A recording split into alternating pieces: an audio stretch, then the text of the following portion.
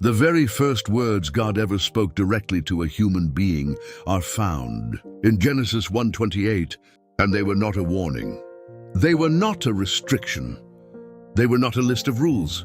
And God blessed them, and God said unto them, Be fruitful and multiply and replenish the earth and subdue it and have dominion over every living thing. The very first thing God ever said to humanity was a blessing followed by a commission, and understanding what that commission really means changes everything about how you see your purpose on this earth. Most people hear be fruitful and multiply and think only of having children. And while that is certainly part of what God meant, the Hebrew word for fruitful here is para, which carries a much broader meaning than simple reproduction. Para means to bear fruit in every sense, to grow, to flourish, to produce, to increase, to expand beyond your current boundaries. God was not just telling Adam and Eve to have children.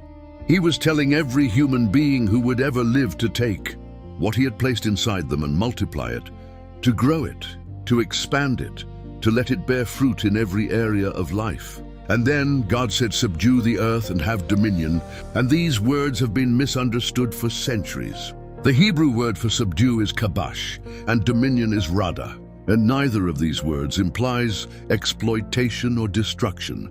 They are the words of a king appointing a steward, of a master entrusting a servant with something precious. God was saying, I have created this world, and I'm placing it in your care. Manage it wisely, develop it faithfully. Be responsible for it the way I would be responsible for it.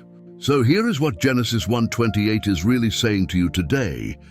You were not placed on this earth to simply survive, to get through each day, to pay your bills and wait for life to be over. You were created with specific gifts, specific abilities, specific capacities that God expects you to multiply and expand and use to have a positive impact on the world around you.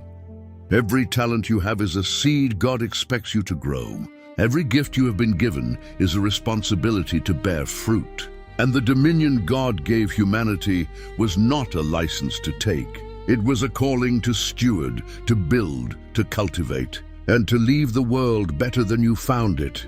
That is your purpose. That is your commission.